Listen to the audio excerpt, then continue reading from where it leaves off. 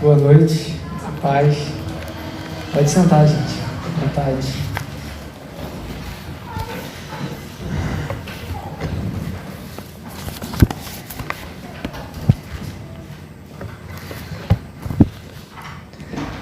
Primeiramente quero agradecer a Deus, por essa oportunidade, agradecer aos irmãos também pelo convite de poder estar retornando, É um prazer poder estar retornando, é uma alegria. E, sabe, Deus ministrou meu coração para trazer uma palavra. Eu peço que no início não se assuste, no final vocês vão entender. O tema é decisão. A gente vai passar pela Bíblia, se eu não me engano, umas 3 vezes, mas de início eu gostaria que vocês pudessem abrir em Hebreus, capítulo 9, versículo 27. E antes de começar a pregar, queria fazer um convite, Deus, Ele tem me dado direções, eu tenho um canal no YouTube chamado Luta Diária. Eu queria fazer um convite para que vocês pudessem estar olhando, para ver se vocês gostam. Deus tem me dado estratégia de fazer vídeos curtos e assim, não é para aparecer, eu não preciso de curtida de ninguém, todos os vídeos são inspiração de Deus. Então às vezes eu fico até um tempo sem fazer, porque, cara, se não for inspiração de Deus não adianta, vai fazer vídeo para quê? Então, se você escrever lá Luta Diária, você não vai achar, porque é muito difícil, tem muita coisa de luta diária, mas se você escrever Luta Diária Tempero, você acha, porque é um vídeo antigo que eu fiz com esse nome. É batata. Todos abriram? Vamos lá. Diz assim: e como aos homens está ordenado morrerem uma vez, vindo depois o juízo. Bom, uma pergunta: alguém tem problema de atenção se eu andar? Eu tenho um casal de amigos que a esposa do rapaz falou: pô, você fica andando, fica atrapalhando. Aí última vez que eu ministrei, eu falei, eu andei menos, Ela falou assim: hoje você andou menos, você fica me tirando a concentração. Se alguém tiver esse problema, é só levantar a mão que eu vou me esforçar, tá bom? Falar de decisão é uma coisa difícil e fácil ao mesmo tempo, sabe? Porque decisão a gente toma o tempo inteiro. Mas como abrir esse tema sem falar de uma coisa tão básica e simples que a gente não para pensar? O tempo, sabe? Porque às vezes a gente fica ligado tanto nas coisas naturais, só pensa em coisas materiais, a gente está tão ligado a esse mundo capitalista, a gente não para pensar que a moeda mais valiosa que a gente tem é o tempo e não o dinheiro. Qual seria a nota ou o dinheiro mais valioso? Seria o dólar, a libra? Não, é o tempo. E a gente não para prestar atenção nisso, sabe? A gente tem a moeda mais preciosa de todas, que é o tempo. E a gente não para pensar nisso, sabe? O homem mais rico dessa terra, ele tem as mesmas 24 horas que você. E essa é a moeda mais valiosa que você tem, que você pode usar bem ou não. Aí você talvez vai se perguntar: poxa, o tema é decisão, ele começou a falar de tempo. Por que falar de tempo? Porque existem decisões na nossa vida que, se a gente tomar errado, a gente não tem como voltar no tempo para retomar. Algumas simples, mas às vezes as mais importantes, não tem como voltar no tempo.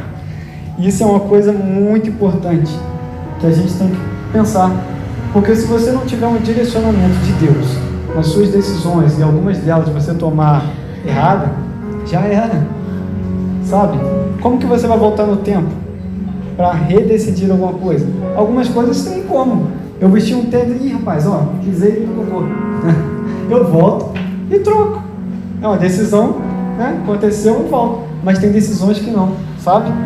Isso é muito importante pra gente, porque se você perder dinheiro, se você tiver um negócio, você perde dinheiro, você consegue conquistar de novo. Mas se você perder tempo, você não tem como voltar no tempo mais. E você não pode ir numa casa de câmbio dizer: poxa, me vende aí 20 anos. Poxa, perdi muito tempo da minha vida, eu precisava aí de 20 anos. Não tem como comprar. Não tem como você comprar 10 minutos de tempo. Não tem, sabe? E você precisa refletir nisso. Porque você tem um tempo que passa muito rápido. E se você tomar decisões, às vezes, no estresse, ou decisões... Não se toma decisões quando você está estressado, nem quando você está alegre. Você pode se empolgar demais. Ou quando você está muito triste. Não. Você precisa da ajuda de Deus para tomar todas as decisões. Sabe? E a gente vai passar um pouquinho sobre em outros textos, que na verdade isso é mais uma introdução. Porque na verdade tudo que você coloca tempo, você tem retorno. Se você quiser uma família melhor, você deposita tempo e você vai ter isso. Você quer um casamento melhor? Deposita tempo. Você vai fazer algum investimento, aprender alguma coisa, para que você faz curso? Para ter o retorno daquilo ali, mas você precisa de tempo. Às vezes existem pais, por exemplo, que pensam que... Eu falo isso porque eu tive um pai assim, que meus pais foram separados desde que eu acho que tinha 3 anos. E praticamente não cresci com meu pai. Só que, por exemplo, meu pai sempre foi lá, sabe? Deu os recursos, mas não me deu muito tempo. E às vezes hoje ele me cobra tempo, sabe? Ele me pegava cedo, me levava para minha avó e eu ficava o dia inteiro na minha avó. E depois o que ele fazia? Me levava para casa. Sabe? Tudo que a gente coloca tempo, a gente tem um retorno. E às vezes eu vejo que às vezes é um pouco difícil, sabe? Que ele cobra. E é difícil, ele não plantou isso. E ele quer me cobrar isso. É difícil, entende? Então se você tem um filho, se você tem a sua família, seu irmão, você precisa dar tempo. É o tempo com Deus que te traz níveis mais altos de relacionamento. É o tempo de dedicação na oração, na palavra, que vai te trazer mais sensibilidade para você tomar as decisões certas. Porque a verdade a gente não consegue fazer isso sem Jesus. Eu tenho uma má notícia para você e uma boa. A má é que se você colocar expectativa em mim, eu não tenho nada para te oferecer. Mas a boa é que Deus está aqui e Ele tem a te oferecer. Se você abrir o seu coração e deixar a palavra dEle, Ele vai fazer com que gere frutos, sabe? E eu gostaria, por gentileza, que vocês abrissem a Bíblia em Deuteronômio, capítulo 11, versículo 26 a 28.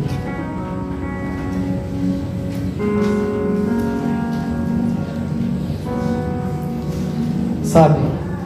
Às vezes até nas coisas simples, se você colocar tempo, você tem resultado. Os meninos, por exemplo, gostam de jogar um futebolzinho. Aí às vezes tem um amiguinho que não é muito bom, né? Pô, o cara é muito ruim, ninguém quer aquele rapazinho no time dele. Mas se ele dedicar tempo, ele vai ficar bom naquilo.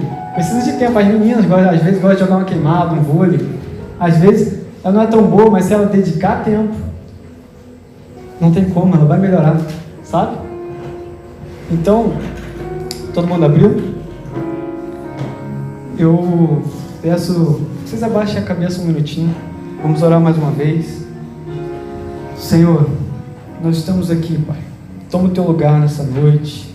Traduza a sua palavra se necessário. Leve a palavra aos corações, Pai. Para que haja frutos, Pai.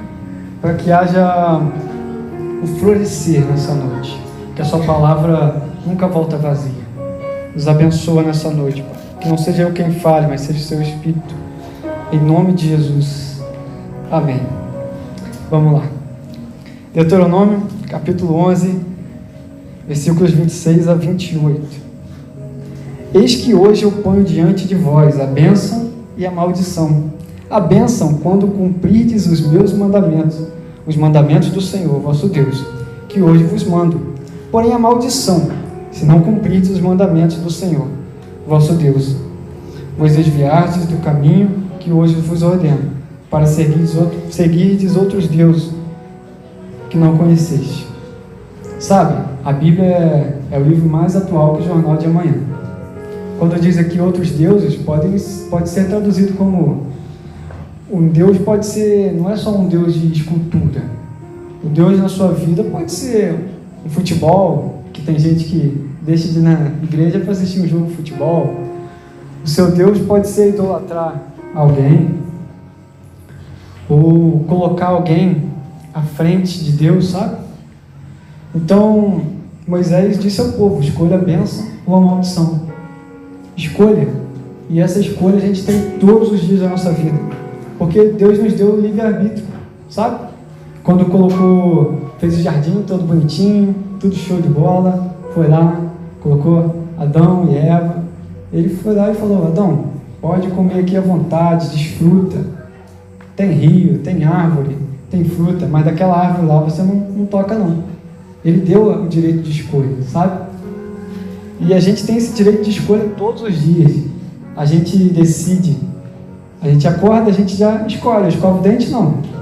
Espero que a escolha tenha sido escovar o dente hoje, né? Mas a gente já acorda decidindo que roupa que eu vou vestir, né? Eu vou pegar o ônibus hoje, eu vou andar um pedaço. O tempo todo a gente está decidindo. Por exemplo, o convite para me pregar aqui hoje foi uma escolha, uma decisão. Quem vai pregar lá na igreja? Ou quem vai tocar o louvor hoje? Você está aqui é uma decisão. Se você estiver direcionado por Deus, Ele te traz, Ele te convence. Mas se não, você pode dizer não. Deus não é um cavalheiro. Hoje tem culto. Eu vou ou não? Você que decide. Deus fala: vai, meu filho, vai sim. Eu tenho algo para você. Mas a decisão está na sua mão, sabe? E a gente tem que prestar atenção nisso. Vou dar 2 exemplos. Em Gênesis 25, 27 ao 34, conta a história de Esaú. Quando ele, acho que todo mundo conhece, né? Quando ele foi para o campo caçar, não conseguiu achar nada, não conseguiu caçar nada, voltou morrendo de fome. Mas, poxa, com certeza, se ele fizesse um esforço, pedisse a mãe dele ou alguém, ele ia conseguir alguma coisa para comer. No desespero, ele fez uma decisão, ele trocou algo espiritual, uma bênção importantíssima, por um prato de comida. Eu estou morrendo, o que vai me adiantar? Que está morrendo o quê? Aguentou aquilo tudo, não ia aguentar mais um cadinho? E vendeu. Ele não tinha consciência do que ele estava fazendo. E depois, nem chorando, o pai dele falou o quê? Meu filho, seu irmão já levou a bênção que era para você. Por quê? Porque ele vendeu. Ele abriu mão, ele decidiu. Ninguém mandou ele fazer isso. Sansão era nazireu, era dedicado a Deus, e a ordem era: não se case com mulheres estrangeiras. E aonde que ele vai se enfiar? Aonde que ele vai arrumar uma mulher? Isso é básico, acho que para os jovens que em algum momento vão conhecer alguém, que é natural, é normal. Só que até para isso a Bíblia tem ensinamento de como fazer. Por que você vai ficar tentando talvez menino ou um menino lá fora da igreja? Eu já ouvi tanta desculpa quando eu dava esse conselho para minha irmã. Porque na igreja está ruim. Imagina, se na igreja estiver ruim, lá fora vai estar como? Né? E poxa, vocês ficam, às vezes os jovens ficam de desculpa. Deixam ser levados por sentimento, gente. Não podemos dar base a sentimento. Nosso coração é enganoso. Entende? E Sansão foi lá, arrumou uma mulher. Dalila, o que Dalila fez com ele? Acabou com a vida dele. Acabou. Ele cumpriu o propósito no final porque ele se arrependeu, mas ele precisava ficar cego, ele precisava ser humilhado, não precisava. Foi decisão dele. E a decisão está nas suas mãos. A gente vive debaixo de uma lei de semeadura e colheita e semeadura. O que a gente planta, a gente colhe. Sabe? Em Gálatas, capítulo 6, versículos 7 a 8, nos diz assim: não se engane, ninguém zomba de Deus. O que uma pessoa plantar, é isso mesmo que colherá. Se você parar para pensar em Davi e Batseba, na época que os reis saíram para a guerra, era para quê? Davi junto. Ele decidiu: não, eu não vou não, vou ficar aqui. O que aconteceu? Ele no pátio, de boa, todo mundo na guerra. Ele viu uma mulher no outro tomando banho, ficou doido. Agora o problema, a mulher era casada. Ele não podia tomar a mulher. Ele foi lá e fez. Grandes consequências aconteceram por causa de uma escolha, uma decisão. Eu anotei até aqui as 6. O filho do adultério morreu. Deus falou, não, vai morrer. Ele até jejuou, ele tentou, porque ele se arrependeu de verdade. Mas se arrepender, Deus perdoa. Mas as consequências, Deus não tira. Se você fizer cagada, foi você que fez. Deus perdoa, restaura, mas você vai pagar. Porque você plantou, sabe? E Davi, o filho dele morreu, jejuou. Não adiantou nada, ele falou, vai morrer. A filha foi estuprada. Seu próprio filho usurpou o reino, teve relações à plena luz do dia com as suas mulheres. Amon foi assassinado, Absalão foi morto, Adonias também foi morto. Olha quantas tragédias que ele trouxe para a vida dele, por causa de uma escolha, uma decisão. Sabe, na física toda reação corresponde a uma reação. Na nossa vida é assim. Se eu falar asperamente com alguém, é mais fácil que eu receba isso de volta. Se eu quero educação, o que eu tenho que fazer? Educação. Se eu quero respeito, eu tenho que respeitar. Como é que eu vou exigir algo que eu não faço? O que eu planto, eu colho. É uma regra básica da nossa vida, sabe? O que a gente planta, a gente colhe. E aí que vem uma pergunta, né? Quem tem decidido por você? Será que você tem deixado Deus decidir por você? Porque você sabe que as melhores decisões são a dele.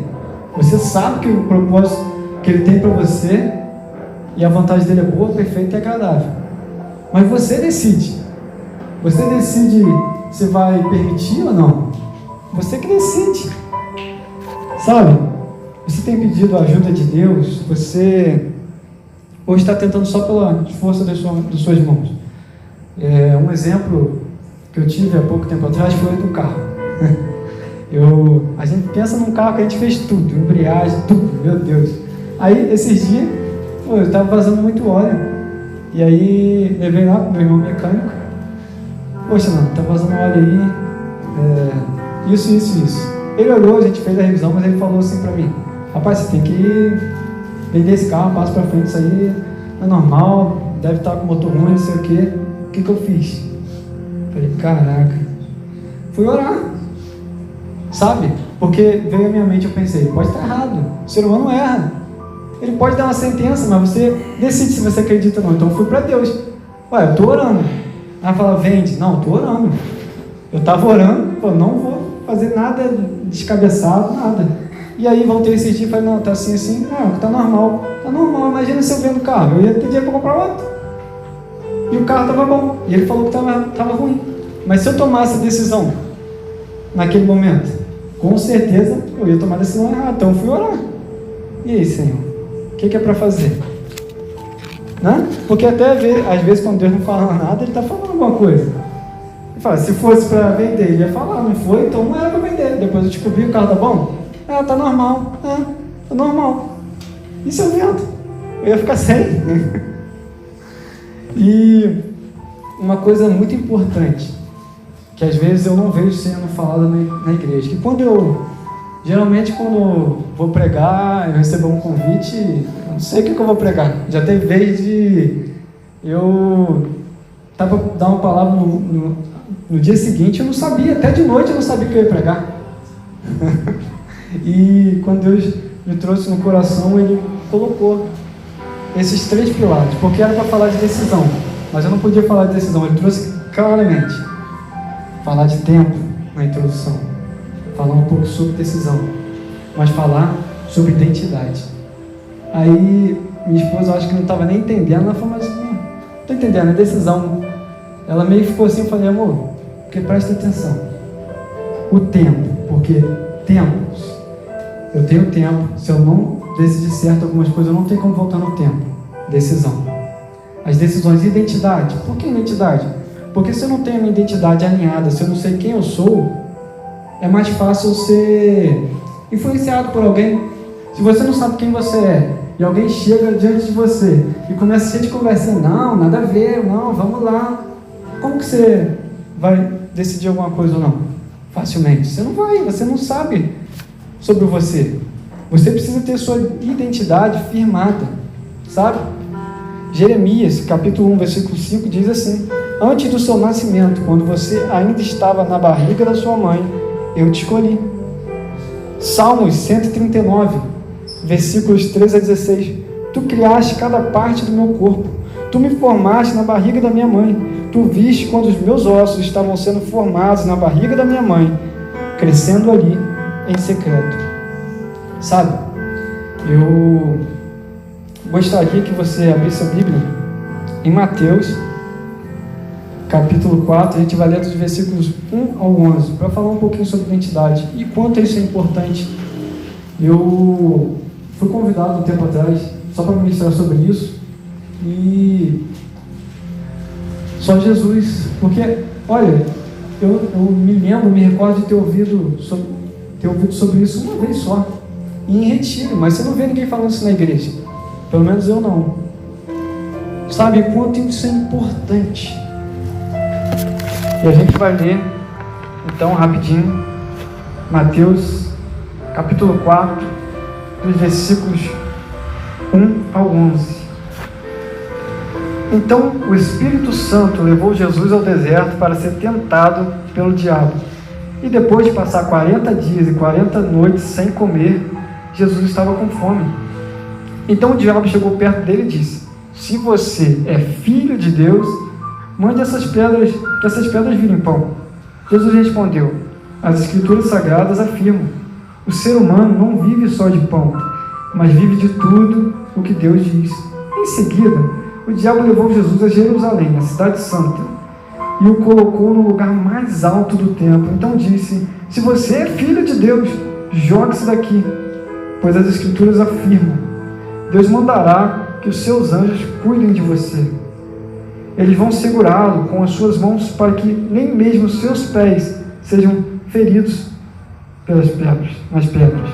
Jesus respondeu: mas as Escrituras também dizem: não ponham à prova o Senhor seu Deus. Depois o diabo levou Jesus para um monte muito alto, mostrou-lhe todos os reinos do mundo e as suas grandezas e disse: eu lhe darei tudo isso se você se ajoelhar e me adorar. E Jesus respondeu: vai embora, Satanás, as Escrituras Sagradas afirmam: adore o Senhor seu Deus e sirva somente a Ele. Então o diabo foi embora e vieram os anjos e cuidaram de Jesus. Sabe, Jesus respondeu com a palavra, porque ele sabia quem ele era. Ele sabia para que ele tinha vindo, ele sabia do propósito que ele tinha, e ele tinha identidade firmada em Deus. Antes da tentação, João Batista batiza Jesus, né? E quando Jesus é batizado, o que se ouve? Esse é meu filho amado, quem me compraz. Ele sabia quem ele era, amado e filho. Então não é o diabo que dizer quem ele era. Ah, se você é filho de Deus, a tentação foi só: se você é filho de Deus. Se você é filho de Deus, por que você está passando esse perrengue que você está passando? Se você é filho de Deus, por que está faltando isso para você? Será que você já não foi pego assim pensando, ou o inimigo lançando pensamentos assim? Sabe, digamos que eu tivesse uma nota de 50 ou de 100, um exemplo. Se eu falasse quem quer, eu só ia levantar a mão, que todo mundo quer, né? Agora, se eu amassasse, pisasse, eu ia falar: quem quer? Todo mundo ia falar: eu quero. Mas está amassada, está feia. Mas eu quero, tem valor, sabe? E você tem valor. Você, às vezes as pessoas elas passam por experiências tristes, difíceis, sabe? Às vezes alguma pessoa, porque na igreja é um hospital. Tem gente de tudo quanto é jeito. Tem gente que está chegando agora, está sendo tratada. Tem gente que está mais tempo. Não tem a ver com a idade. Porque tem gente mais nova que tem mais maturidade do que o pessoal mais velho. E vice-versa. Sabe? E às vezes está lidando com algum pecado, seja pornografia, sabe? E aí, por exemplo, aí o diabo vem: ué, essa é a imagem de Deus? Isso aí, você? Quem é você? Isso te acoa. Eu dei esse exemplo, mas tem vários tipos de pecados que eu poderia citar. E o diabo vai falar: vamos aqui, imagem de Deus você é. Sabe? E tem pessoas que às vezes foram abusadas sexualmente quando era novo, que cresceram ouvindo mentiras, porque o diabo é astuto. Ele fala: você não vai dar nada, você é burro. Ele sempre usa alguém para falar isso, né? Você é burro, você não vai nada. Que isso, quem é você? E se você acreditar, meu irmão, se você não está firmado na palavra, você acreditar, sabe? Porque as circunstâncias difíceis não criam identidade, mas pode distorcer. Se você ouve muito uma mentira, você corre o risco de acreditar naquela mentira, sabe? Vou te dar um exemplo. Quando eu nasci, meus pais não eram evangélicos. Uma decisão da minha mãe me faz estar aqui. Porque, por exemplo, quando minha mãe e meu pai não eram evangélicos, tentaram me abortar e muitas coisas aconteceram. Quando minha mãe separou, a partir de um momento ela decidiu que ia para a igreja. Por quê? Porque ela pensou assim: esse mundo está muito ruim, está muito difícil, eu vou levar meus filhos para a igreja, eu e minha irmã. E foi uma decisão que ela tomou que mudou uma história. Porque se ela não faz isso, quem garante que eu estaria aqui? Sabe? E ela foi para a igreja por causa da gente. Vou te dar um exemplo, outro exemplo.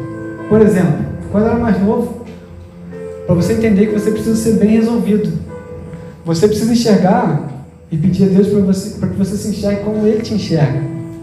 Porque, por exemplo, ainda mais jovem, o pessoal jovem gosta muito de negócio. Hoje em dia até não, que começou esse negócio de bullying, né? Mas antigamente tinha muito isso não, então era muito apelido, muita coisa. Hoje eu sou bem resolvido. O pessoal, sempre tem alguém que brinca, né? Às vezes quer fazer que nariz, sei o que. Fala: rapaz, meu nariz é grande, é o mais bonito dos grandes. Eu sou bem resolvido, eu vou ficar dando ideia do que os outros falam. Eu sou lindo, você é lindo. Às vezes você pensou: meu cabelo é diferente, não sei o que, meu dedinho de pé, ai meu Deus. Não tem nada a ver.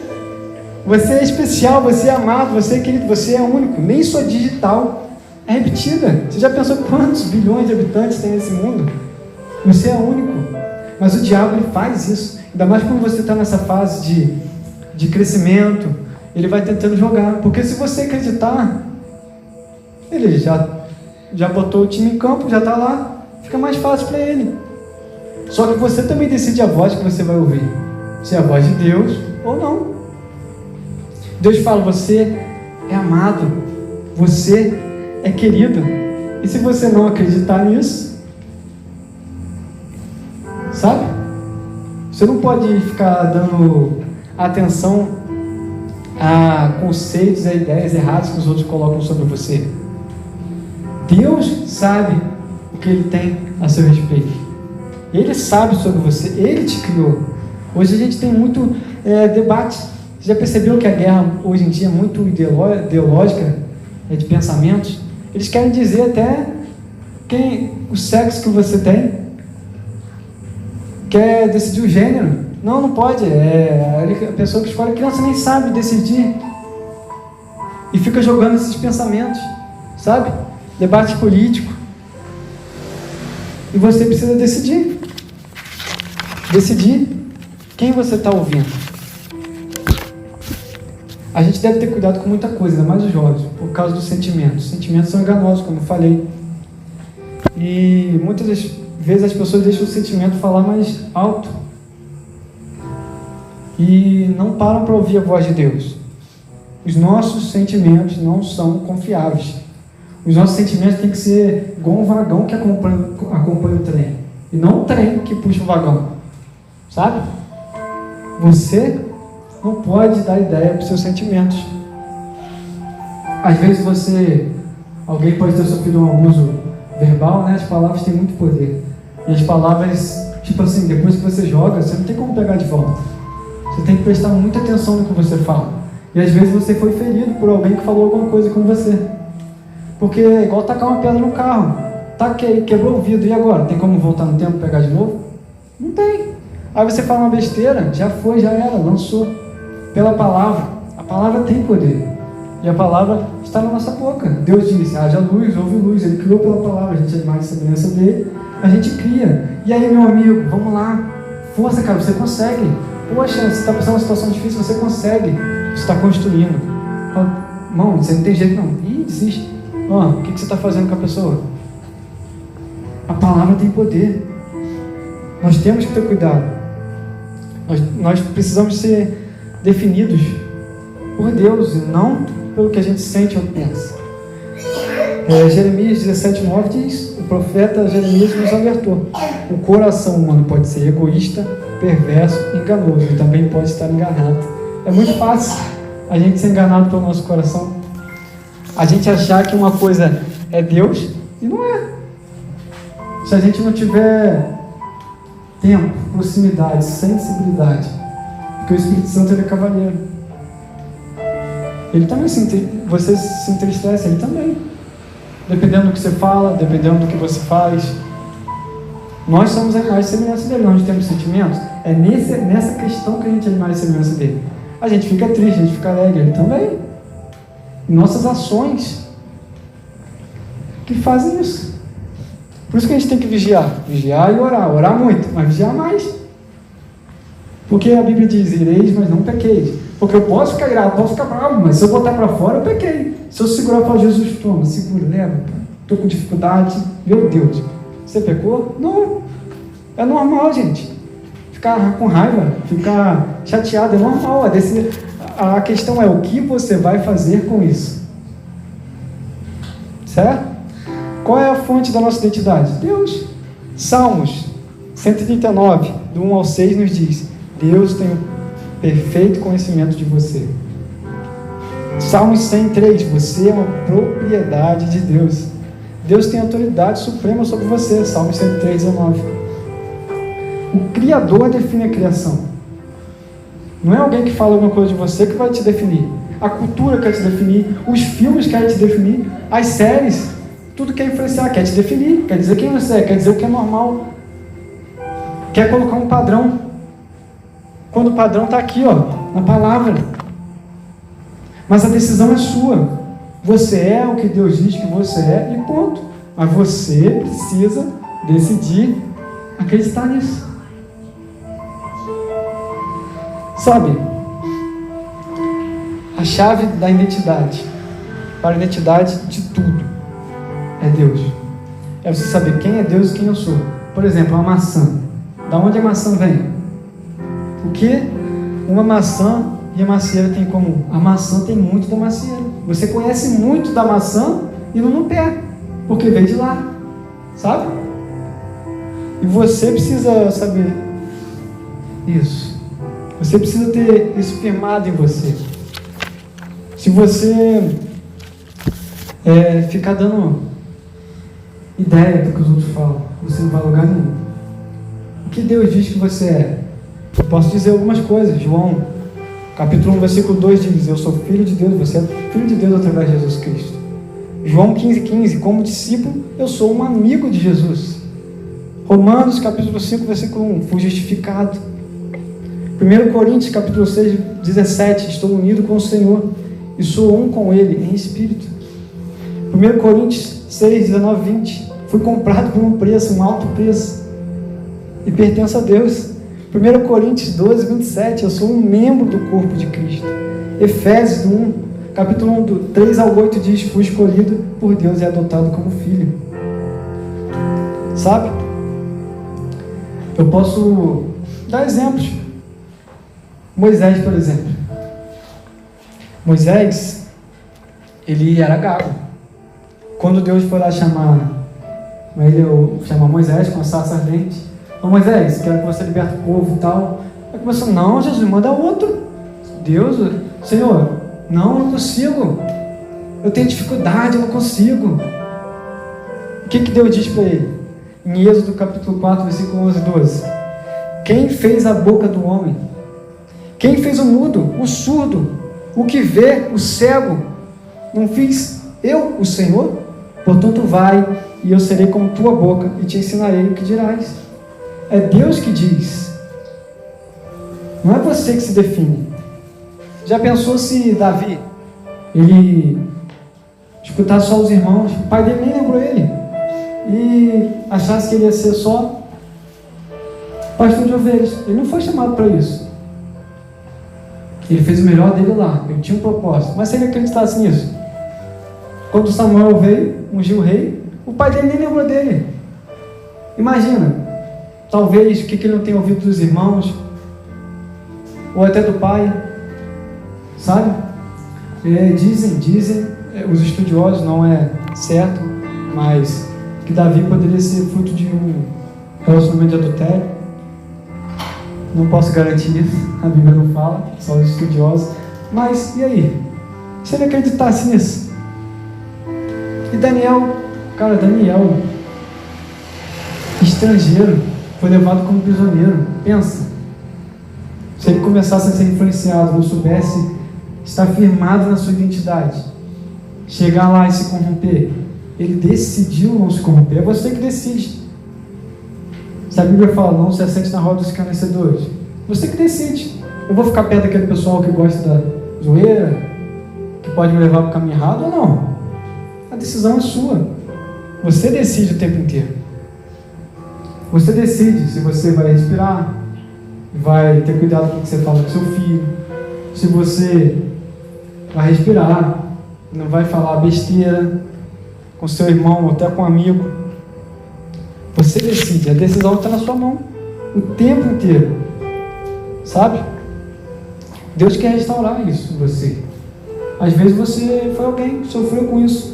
Eu posso falar isso porque eu também já ouvi coisas, mas você decide se você acredita ou não. Não fique dando ideia ao diabo. Tudo que ele quer é te botar para baixo, é te pisar. Porque se você acreditar que você é alguém que não tem valor, alguém que não vai conseguir nada, você realmente não vai. Nem esforço para fazer alguma coisa você vai. Porque você vai estar acreditando numa mentira. Sabe? Se você souber quem realmente você é, o inimigo ele não vai ter como te parar. Sabe, tem uma historinha que eu achava que era só ilustratória, de um rapaz que ele recebeu, um bilhete com tudo pago para ele ir num cruzeiro. E nesse cruzeiro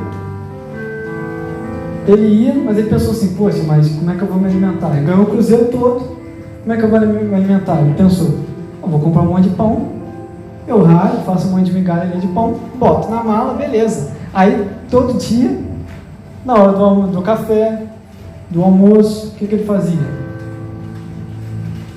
Ele descia para o quarto e comia enquanto os outros estavam lá, tomando café, almoçando.